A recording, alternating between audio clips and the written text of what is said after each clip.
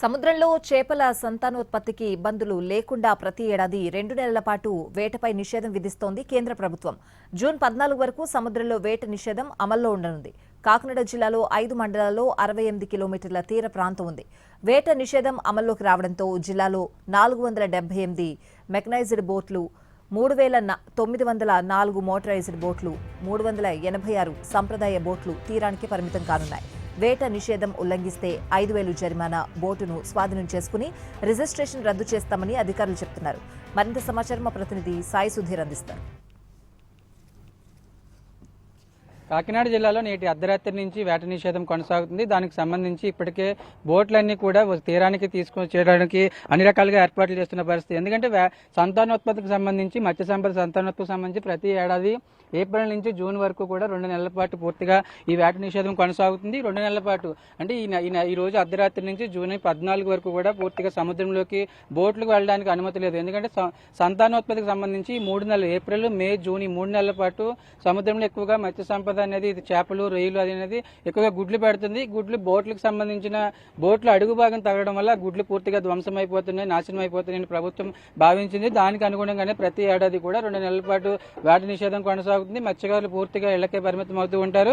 అంటే సంతానోత్పత్తికి ఇబ్బందులు లేకుండా ప్రభుత్వం ఈ విధంగా చర్యలు తీసుకుంటుంది. దాదాపు కాకినాడ జిల్లాలో కాకినాడ, తొండంగి, అదేవిధంగా ఉప్పాడ, కొత్తపల్లి మొత్తం 5 మండలాల్లో దాదాపు 68 కిలోమీటర్ల మేర తీర ప్రాంతం ఉంది. తీర ప్రాంతానికి సంబంధించి 25,000 మంది మత్స్యకారులు ఉన్నారు. వాళ్ళపై ఆధారపడి దాదాపు 1,00,000 మందికి పైగానే జనాభా ఉంటారు. దీనికి సంబంధించి కూడా తీరానికే పరిమితం కానున్నాయి. 478 మెకనైజ్డ్ బోట్లు, 3,904 మోటరైజ్డ్ బోట్లు, 386 సాంప్రదాయ బోట్లు కూడా పూర్తిగా తీరానికే పరిమితమై ఉన్నారు. మత్స్యకారులు అదేవిధంగా ఈ బోట్ల మీద కొంతమంది పని చేసుకునే వాళ్ళు ఉంటారు.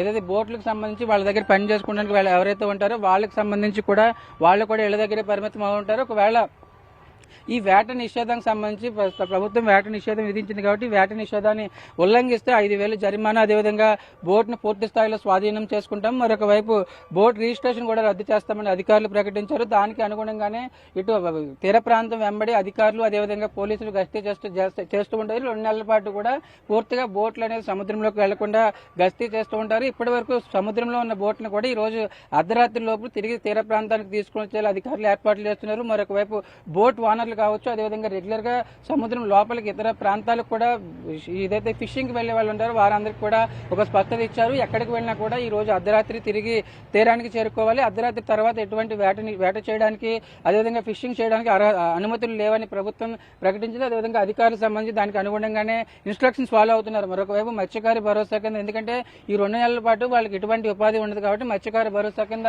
20,000 రూపాయలు ప్రభుత్వం ఇస్తుంది. దానికి సంబంధించి కూడా కొన్ని టెక్నికల్ ఇష్యూస్, ఎందుకంటే కొన్ని ఎర్రర్స్ ఉండడం వల్ల పూర్తిగా అర్హులైన కొంతమంది మత్స్యకారులు ఉన్నప్పటికీ కూడా వాళ్ళు దీనికి సంబంధించి ప్రభుత్వం అందించే మత్స్యకార భరోసాని అందుకోలేకపోతున్నారు. దానికి అనుగుణంగానే ఎటువంటి ఇబ్బందులు రాకుండా ఖచ్చితంగా సముద్రం మీద ఆధారపడి జీవించే గంగపుత్రులందరికీ కూడా మత్స్యకార భరోసా వచ్చేలా చూడాలని గంగపుత్రులు కోరుకుంటున్నారు. వాళ్ళు 2 నెలల పాటు పూర్తిగా బోట్లు ఏవైతే ఉన్నాయో బోట్లను రిపేర్ చేసుకోవడం, అదేవిధంగా బోట్లను రీమోడలింగ్ చేసుకోవడం, అదేవిధంగా దానికి సంబంధించి టెక్నికల్ గా ఎటువంటి ఇబ్బందులు ఉన్నాయి దానికి అనుగుణంగానే ఏర్పాట్లు చేసుకుంటారు. మొత్తానికైతే కాకినాడ తీర ప్రాంతం వెంబడి దాదాపు 5 మండలాల్లో 65 కిలోమీటర్ల 65 కిలోమీటర్ల తీర ప్రాంతం వెంబడి కూడా ప్రస్తుతానికైతే మత్స్యకారులు ఇళ్లకే పరిమితం కానున్నారు. దానికి అనుగుణంగానే ప్రభుత్వం వారికి 20,000 ఆర్థిక సహాయం అందిస్తుంది మత్స్యకార భరోసా కింద. మరొక వైపు దీనికి సంబంధించి కూడా అందరికీ మత్స్యకార భరోసా అందేలా చూడాలని మత్స్యకారు కోరుతున్న పరిస్థితి.